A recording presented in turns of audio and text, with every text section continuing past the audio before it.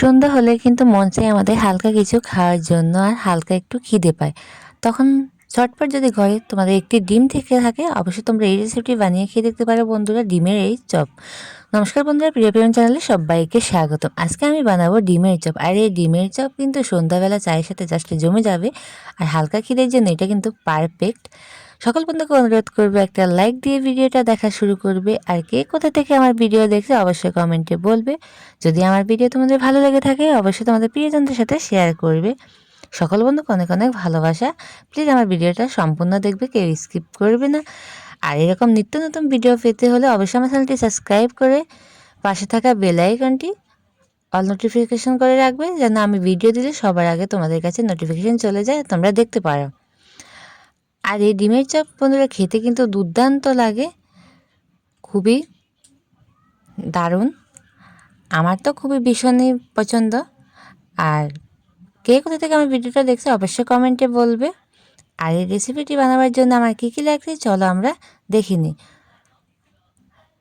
ডিমের চপ বানানোর জন্য এখানে আমি নিয়ে নিয়েছি আলু, সেদ্ধ আলু। আমি এখানে 2টো আলু নিয়েছি, তোমরা যেরকম যতটা বানাতে চাও ওরকম অনুযায়ী কিন্তু নিয়ে নেবে। আর আলুটা, সিদ্ধ আলু নিয়ে আমি ভালো করে এটাকে একটা পেস্টের মতো তৈরি করে নিয়েছি। আর এতে দিয়ে দিয়েছি ধনে পাতা কুচি, দিয়ে দিয়েছি পেঁয়াজ, ভাজা পেঁয়াজ। তারপরে এখানে দিয়ে দিয়েছি হচ্ছে শুকনো লঙ্কা, হালকা একটু ভেজে গুঁড়ো করে নিয়েছি। ও শুকনো লঙ্কা গুঁড়ো একটু ঝাল ঝাল করবো, তাই জন্য আমি একটু বেশি নিয়েছি। 5-6টা শুকনো লঙ্কা গুঁড়ো করে দিয়ে দিয়েছি সাথে একটু সর্ষের তেলটা কিন্তু অবশ্যই দিতে হবে। দিয়ে দিয়েছি স্বাদ মতো লবণ।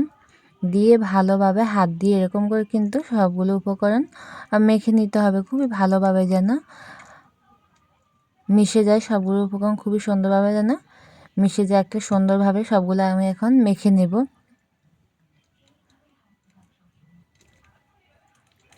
আর দেখো সবগুলো উপকরণ কিন্তু আমার মেখে নেওয়া হয়ে গেছে। এরকম করে কিন্তু সবটা খুবই ভালোভাবে কিন্তু মেশাতে হবে। আর দেখো ভালোভাবে কিন্তু এটা খুবই সুন্দর করে সবগুলো উপকরণ কিন্তু মেশানো হয়ে গেছে। আর এখন দেখো আমি একটা প্লেটে নিয়ে নিয়েছি। এখানে আমি বিস্কুটের যে গুঁড়ো হয় ওই গুঁড়োটা ইউজ করছি। এখানে চেষ্টা করবে যে অনেক বিস্কুট আছে না যেগুলোতে মিষ্টি থাকে না, ওরকম বিস্কুটের গুঁড়া নেওয়ার জন্য, তাহলে কিন্তু এটা খেতে ভালো। আর মিষ্টিটা নিলে একটু মিষ্টি মিষ্টি লাগবে, তাই আমি এখানে ওই মিষ্টি বিস্কুটের গুঁড়োটা নিইনি, নর্মাল যেটা ওটাই নিয়েছি। তারপর নিয়ে দেখো আমি এখানে যে আলুটা তৈরি করে রেখেছিলাম ওটা নিয়ে তার মধ্যে ডিমটা দিয়ে এরকম করে দেখো ডিমটা দিয়ে একটু সুন্দর করে একটা শেপে তৈরি করে নিব। এরকমভাবে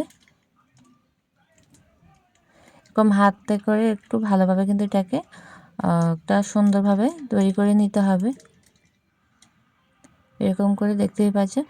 নিয়ে এখন হচ্ছে আমি এটাকে একটা আলাদা বাটিতে আমি একটা ডিম ফেটিয়ে নিয়েছিলাম আগে থেকে, ওই ডিমের মধ্যে এরকমভাবে চামচের সাহায্যে দিয়ে আমি এই গুঁড়োর মধ্যে রেখে দেখো ভালোভাবে কিন্তু এটাতে মিশিয়ে নিব। মিশিয়ে নিয়ে আমি আবারও কিন্তু ওই ডিমের মধ্যে এটাকে দেব, দিয়ে আবারও ভালোভাবে এটার উপরে ডিমটা ভালোভাবে মিশিয়ে নিয়ে তারপর আবারও সেমভাবে আমি এখানে দিয়ে আবারও এভাবে করে নেব। এরকম করে দুবার কিন্তু দিতে হবে, তাহলে এটা কিন্তু অনেকটা মুচে মুচে আর খেতেও কিন্তু দুর্দান্ত হয় বন্ধুরা।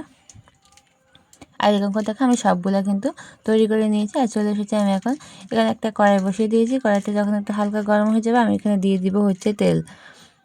আর তেল দিয়ে দিয়েছি।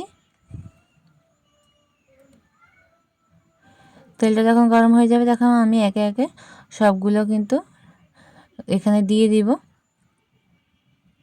দেখতে পাচ্ছ আমি সবগুলো চপ কিন্তু এখানে দিয়ে দিচ্ছি। আর দিয়ে আমি এটাকে হচ্ছে 2 মিনিটের মতো অপেক্ষা করেছিলাম। 2 মিনিট পর খুব ভালোভাবে কিন্তু হয়ে গেছে। এখন আমি অপর পিঠটা দিয়ে দিচ্ছি। দেখতে পাচ্ছি এরকম একটা কালার যখন চলে আসবে তখন বুঝতে হবে যে একদম পারফেক্টভাবে কিন্তু আমাদের চপগুলো কিন্তু হয়ে গেছে। আর দুটো পিঠে কিন্তু আমি খুবই ভালোভাবে এটাকে ভেজে নিচ্ছি। আর চপগুলো কিন্তু খুবই সুন্দরভাবে একদম মুচমুচে দারুণ হয়েছিল বন্ধুরা খেতে। আর দেখো আবার আমি দিয়ে দিচ্ছি এখানে। আবার আমি সেম 2 মিনিটের মতো অপেক্ষা করবো, একদম লো টু মিডিয়ামে রেখে কিন্তু আমি ভেজে নিয়েছি। আর দেখো এখানে তৈরি হয়ে গেছে ডিমের চপগুলো। সকল বন্ধুকে অনেক অনেক ভালোবাসা। সবাই ভালো থাকবে, সুস্থ থাকবে, সাবধানে থাকবে। দেখা হবে আবার নতুন কোনো রেসিপিতে, নতুন কোনো ভিডিওতে। আর অবশ্যই তোমরা বাড়িতে একবার ট্রাই করবে এরকমভাবে। আর কেমন হয়েছে আমার ভিডিওটা তোমাদের সুন্দর সুন্দর কমেন্টে সবাই বলে যাবে। তোমাদের একটি কমেন্ট আমাদের কাছে অনেক মূল্যবান বন্ধুরা। সবাই ভালো থেকো, সুস্থ থেকো। আর যদি বেশি ভালো লাগে থাকে একটা হাইপ করো। ধন্যবাদ।